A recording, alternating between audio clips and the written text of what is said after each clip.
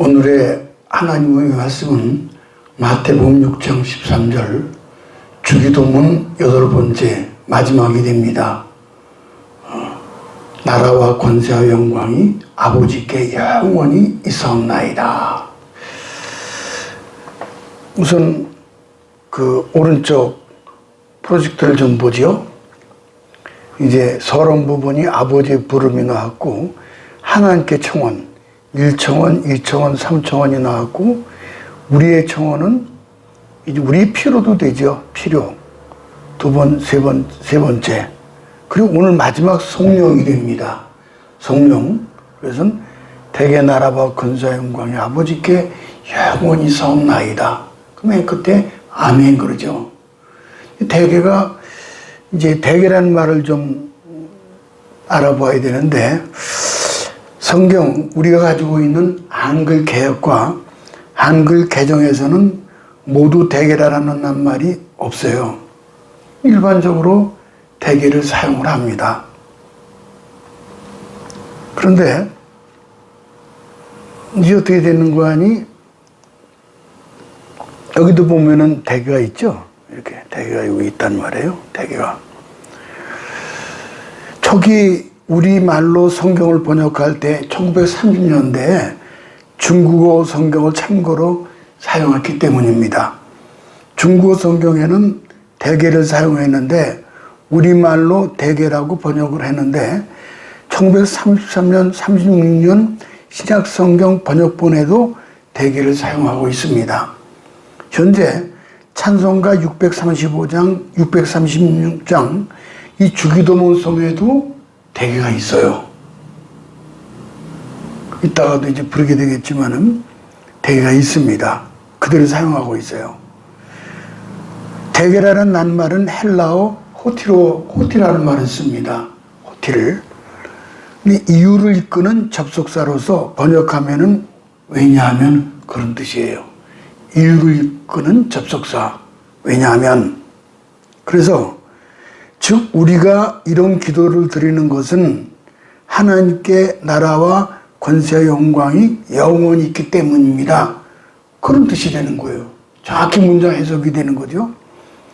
이 대개라는 말에서 그 개자를 한문사전에 찾아보면은 대개개로 되어 있는데 또한 헤아릴 개, 풀이하고 또 그거를 이유를 설명하는 글자임을 밝혀주고 있습니다. 그래서 국어사전에도 보면은 이 대개라는 말은 대체의 사형이다. 그 뜻을 풀이하고 있습니다. 그러니까 앞의 말에 대한 이유를 설명할 때 쓰이는 말임을 가리키고 있는 겁니다. 따라서 대개, 왜냐하면 오히려 문장을 분명히 해주기 때문에 그대로 사용해도 더 좋을 수가 있다. 그겁니다.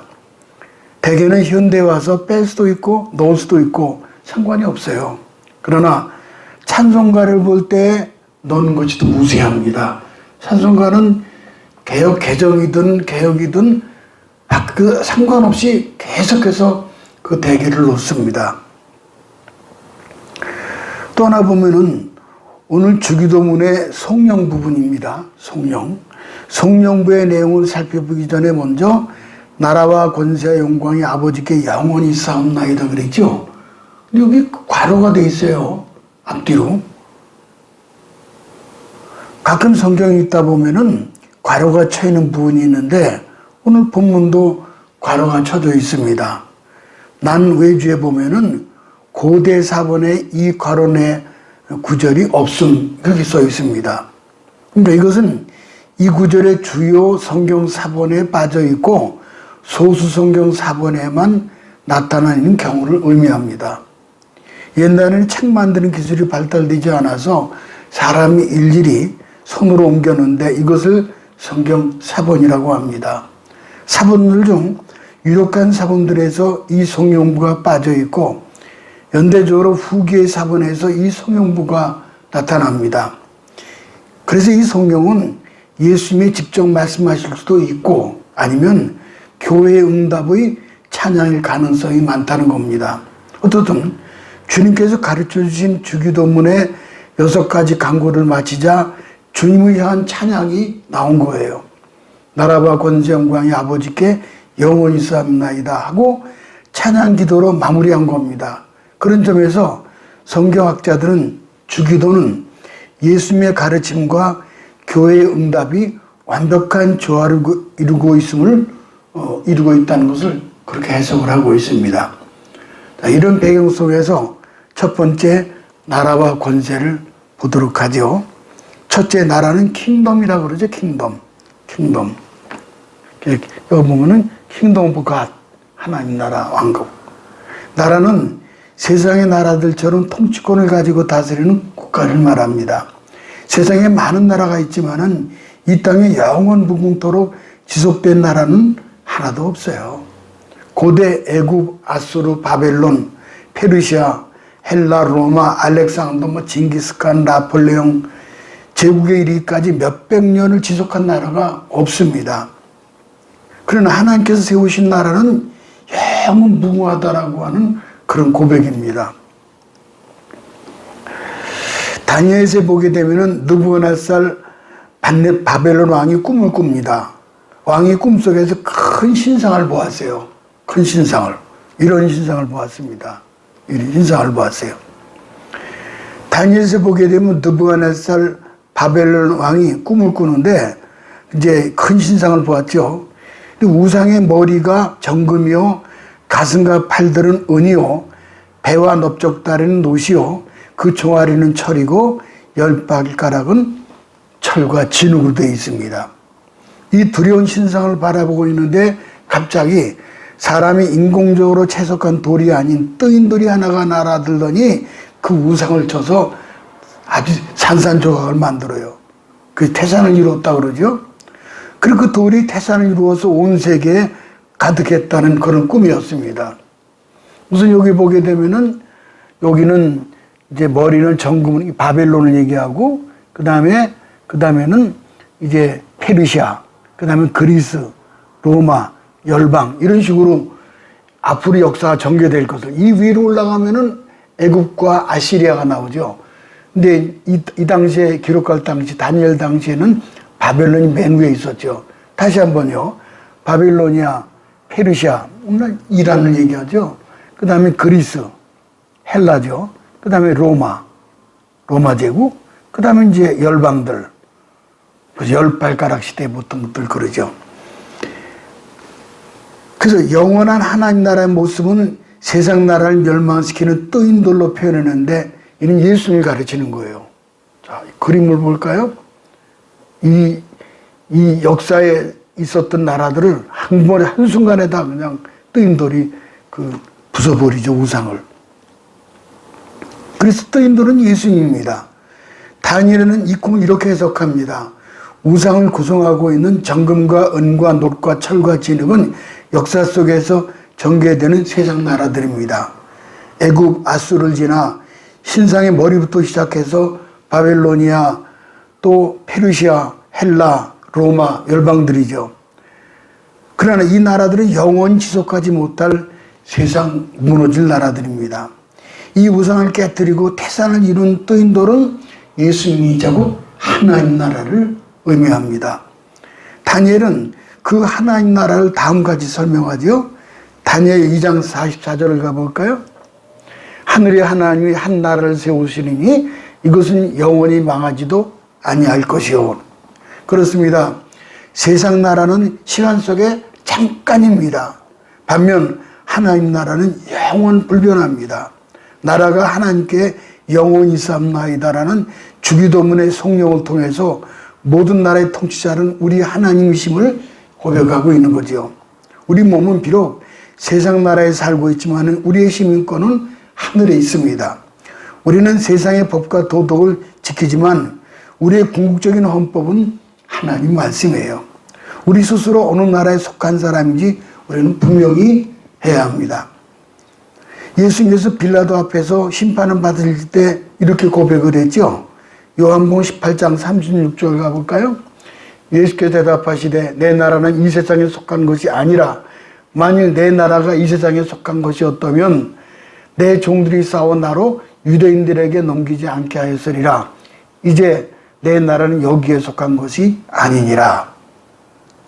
초대교회 사도들은 영원한 하나님 나라를 도래를 믿어 의심하지 않았기에 온갖 박해도 굴하지 않았습니다. 하나님 나라가 이 땅에 전개되는 거죠. 종교개혁자들도 많은 박해를 받았고 심지어 화형으로 죽음을 당하면서도 그들은 믿음을 버리지 않았습니다. 영원한 나라를 바라보는 자는 세상 나라의 위력에 굴하지 않습니다. 세상 나라의 압력에 절망하지 않습니다. 세상 나라는 사라져도 영원한 하나님 나라는 결국 다시 도래될 것을 믿기 때문입니다. 그 다음에는 뭐죠?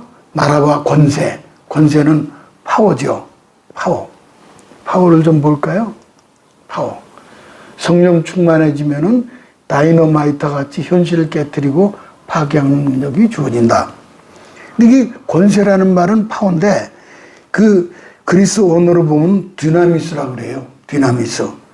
그걸 영어로 거기서 파생된 것이 다이내믹 혹은 다이나마이트. 다이나마이트 나왔잖아요. 다이나마이트라는 단어들로 파생됩니다. 디나미스에서.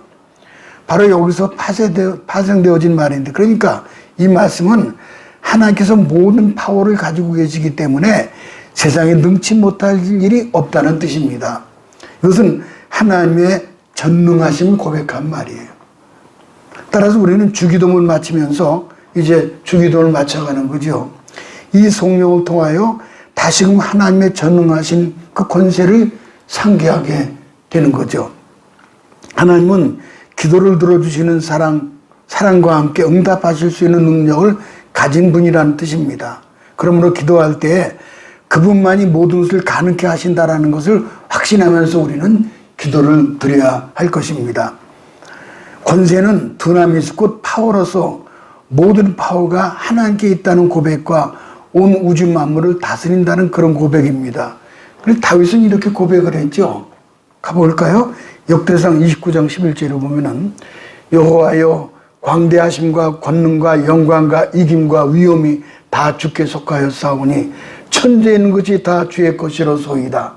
여호와여 주권은 주께 속하였사오니 주는 우프사 만유의 머리심이니라. 할렐루야. 모든 위엄과 권세와 주권과 영광이 성부 성자 성령께 있으며 모든 피조물을 다스리는 분이십니다. 이것이 권세가 주님께 있다는 말씀이죠. 그리고 예수님께서 이렇게 말씀하셨어요. 마태복음 28장 18절을 가볼까요?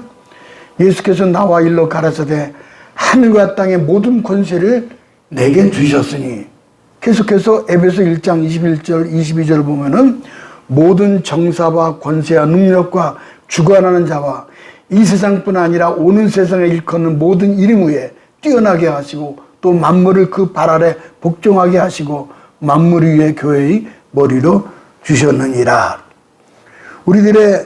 우리들은 모든 권세가 하나님께 있음을 인정해야 합니다.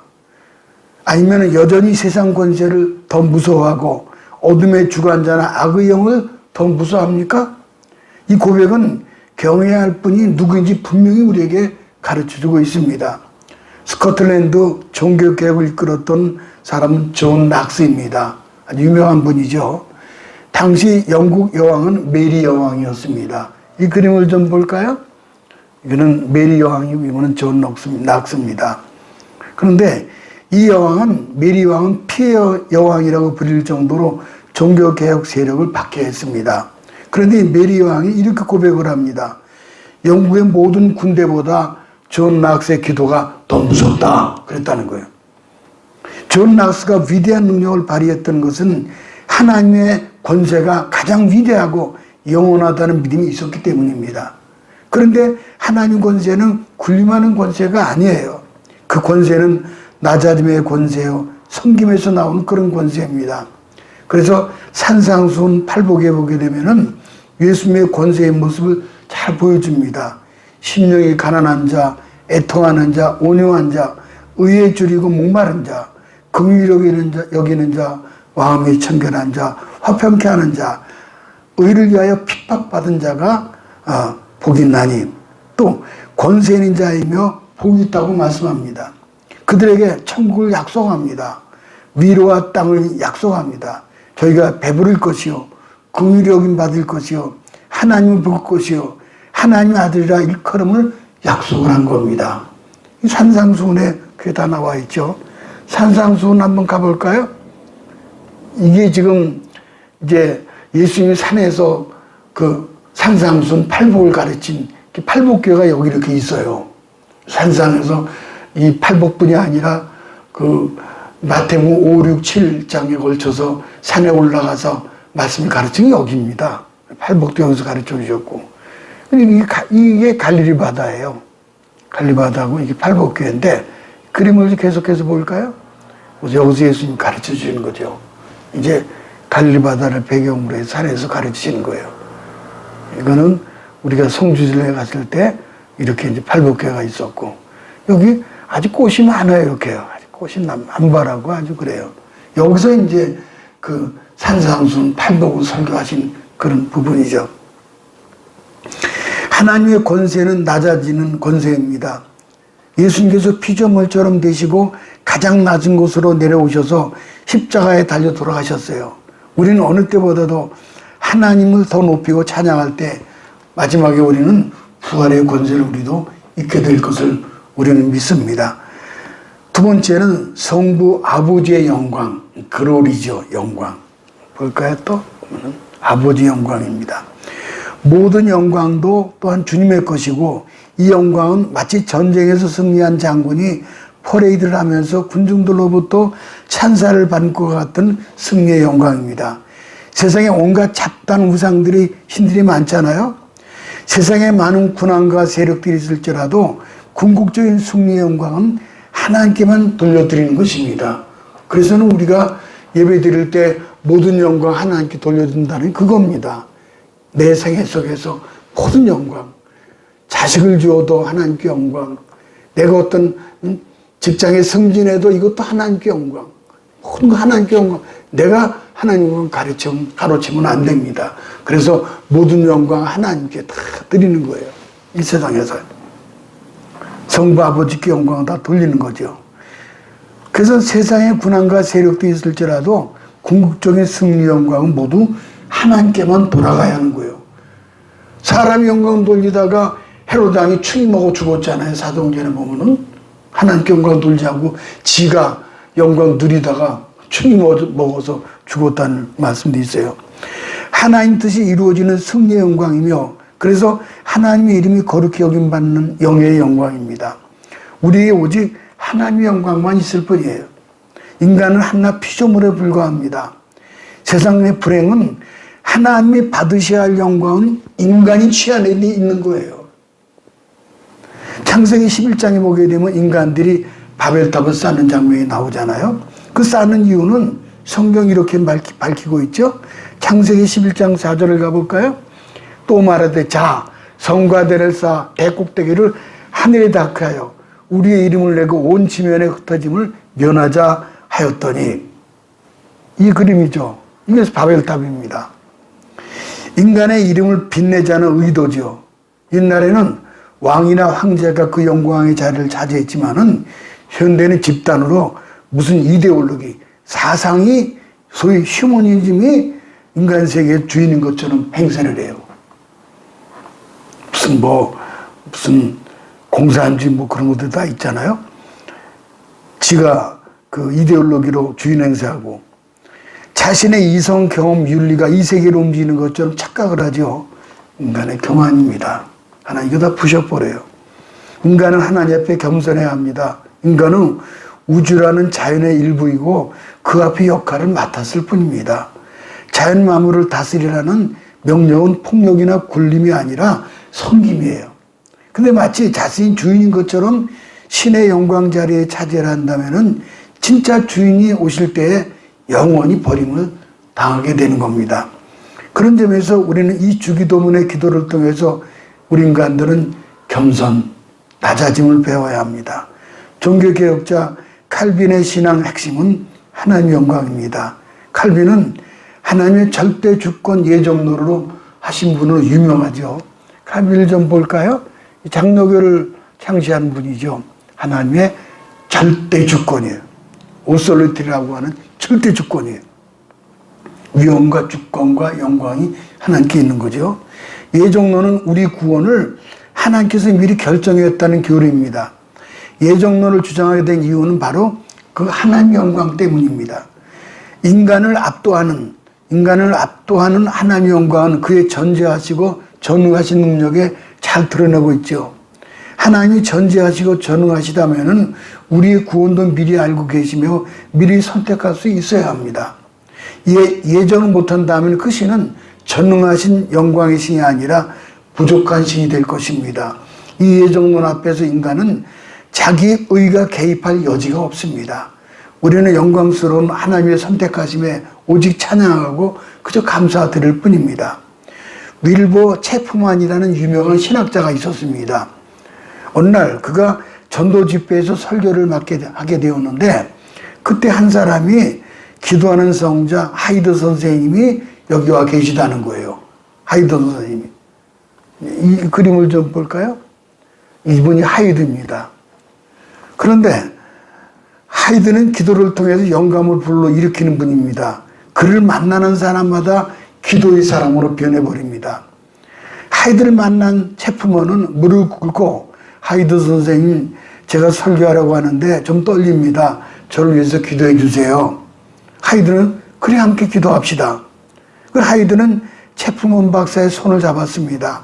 근데 아무 소리도 나지 않는 거예요. 거의 10분이 지났을 때 하이드의 입술에서 한마디 기도가 올라나오는데 주님 우리에게 하나님 영광을 보여주세요. 그런 거예요. 아까 그로리 그랬죠? 그로리. 이 돼지가 그로리입니다. 영광을 보여주세요.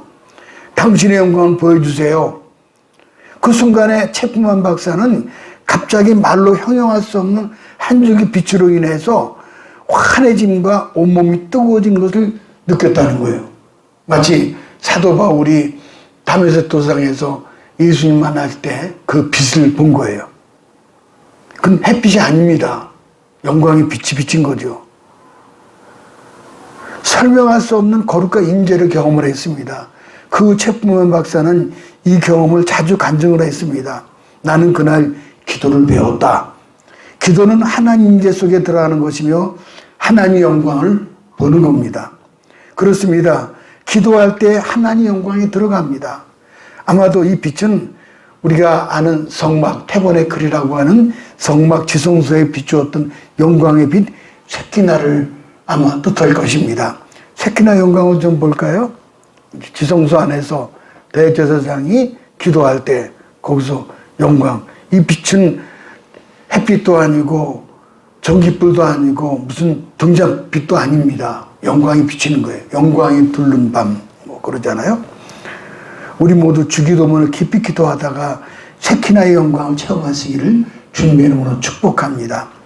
한 나그네가 한 동의 진흙을 얻었습니다. 그 진흙에는 아름다운 향기가 진동을 했습니다. 나그네가 어떻게 해서 향기가 나느냐고 물었더니 그거 나는 백합과 함께 오랫동안 살았습니다. 그러는 거예요. 진흙 한 덩이가. 한 줌의 흙으로 돌아갈 우리 인생 아닙니까? 예수님과 함께 살 때 생명을 얻고 생명의 향기를 발할 수 있게 된 겁니다. 우리는 주기도문을 외우면서 세상 가시밭 속에서 예수의 영광, 예수의 향기, 예수 생명을 확증해야 할 것입니다. 마지막 세 번째, 아버지께 영원히 싸움나이다. 아멘. 이 영원이라는 후에버지요. 후에버 영원이에요. 영원이라는 말은 단순히 시간의 무한한 연장을 나타내는 말이 아닙니다. 무한한. 과거와 현재, 미래를 모두를 통하는 총체적 영원성을 의미합니다. 나라도 영원히, 권세도 영원히, 영광도 영원히, 그 모든 것이 하나님께만 돌아가는 것입니다. 이 세상이 악하고 전쟁과 부정과 부조리와 죽음이 난무하다가 오가는 세대 속에서 명멸합니다. 그러나 나라와 권세, 영광만은 영원히 하나님 것이었다라고 하는 것이 우리 그리스도인의 고백입니다. 이것이 우리의 믿음의 근거가 되고 또는 우리의 삶의 근거요, 희망의 근거가 되는 것입니다. 어떤 상황에서도 하나님의 영광이 나타날 것이고 하나님 나라는 임할 것이고 하나님 뜻은 끝끝내 이루어 주십니다. 이것이 바로 우리 기독교인의 신앙이요 믿음의 기도가 되는 것입니다. 우리는 죽음 앞에서도 나라와 권세 영광 영원히 하나님 것입니다라고 하는 기도를 해야 합니다. 얼마나 놀라운 고백이며 위대한 기도입니까? 어떤 상황에서도 하나님 영광 나타날 것이며 하나님 나라가 임할 것이며 하나님 뜻을 이루어진다라고 신실하게 하고도 기도하는 경건한 그리스도인들이 되어야 될 것입니다. 이제 마지막으로 아멘이 나오죠. 아멘은 원래 히브리 말인데 헬라 발음으로 아멘이라고 말합니다. 그림을 좀 볼까요? 히브리어, 헬라어로 똑같이 아멘. 아멘은 진실, 충성, 믿음을 의미합니다. 성도들은 지금까지 기도한 것이 진실이라는 것을 동의해야 합니다. 우리는 앞에서 말한 대로 이루어지기를 원한다는 것을 아멘으로 확정지어야하죠. 아멘은 기도하고 난 후에 도장을 찐 것과 똑같습니다. 도장이 없으면 무효가 되는 거 아니에요? 기도할 때 아멘 후 또 더할 말을 해서는 안 됩니다. 우리가 기도하는 목적은 모든 것이 하나님께 속해 있음을 확인하고 하나님께 영광 돌리는 것입니다. 그래서 시편 106편 48절에 보니까 이렇게 말씀하고 있죠. 여호와 이스라엘 하나님 영원부터 영원까지 찬양할지어다. 모든 백성들아 아멘 할지어다. 할렐루야. 아멘은 그리스도인으로서 가장 많이 듣고 또한 말하는 기독교 언어로 세계 모든 교회에서 공통적으로 고백하는 신앙입니다. 또한 성경은 아멘의 책이라고도 말할 수 있을 정도로 어느 것을 표보아도 이 고백을 기록하고 있습니다. 모든 그리스도인에게 있어서 아멘 없는 신앙은 존재할 수 없고 우리 모두는 아멘의 신앙이 하나님이 기쁘게 한다는 것을 믿습니다. 왜냐하면 아멘은 내 뜻을 위한 것이 아니라 하나님 뜻을 구하는 것이기 때문입니다. 그러므로 아멘은 한마디로 사람과 하나님과 통하는 신적 언어가 되는 겁니다. 기독교인의 삶이 자기를 부인하고 하나님의 사랑의 모델인 예수를 쫓아가는 삶이라고 할 때 예수 삶 자체가 아멘의 삶이었음을 성경이 증명하고 있죠. 그러므로 밤모섬의 사도 요한은 라오디게아 교회를 편지할 때 주님을 가리켜서 이렇게 말씀하시죠. 성령에 감동될 말씀이죠. 요한계시록 3장 14절 가볼까요? 다 같이요. 아멘이시요 충성되고 참된 증인이시요 하나님의 창조의 근본이가 그랬어요. 참 귀한 말씀이죠. 왜 사도 요한은 예수를 가리켜 아멘이라고 하셨습니까? 그것은 예수님의 삶과 죽음 전체가 하나님의 약속과 뜻을 다 이루게 드렸기 때문입니다. 구약에 오실 메시아 곧 예수님에 대한 예언이었다면 신약은 오신 메시아 예수님의 예언의 성취로서 열매 곧 아멘이 되셨던 겁니다. 오늘을 사는 우리에게도 아멘의 성도가 되어야 합니다. 왜냐하면 아멘의 삶이야말로 예수님의 삶에 가장 근접한 삶이기 때문입니다. 주기도문은 기도가 갖춰야 할 모든 원리가 다 포함되어 있습니다. 어느 것 하나 가감할 수 없고 그대로가 완전한 기도가 되는 겁니다. 그러므로 우리가 이 주님의 기도의 모범에 맞추어서 기도를 한다고 하면은 우리 하나님께서 원하시며 기뻐하시는 온전한 기도를 드리게 되는 것입니다. 이상으로 주기도문의 강의가 끝났습니다. 다시 부탁드리고 싶은 것은 가슴이 답답하거나 괴롭거나 또는 기도가 잘 되지 않을 경우에는 항상 주기도문을 외우시기 바랍니다. 특히 나의 생애를 마감할 때 주님이 가르쳐 주신 기도로 끝낼 수만 있다면 정말 축복이지요. 아무쪼록 주님이 가르쳐 주신 이 주기도문을 통해서 우리의 기도가 진리 위에 든든히 서 있으므로 이 땅의 세상 나라에서부터 영원한 하늘나라까지 천국까지 오직 주기도로 아멘으로 승리하시기를 주님의 이름으로 축복합니다.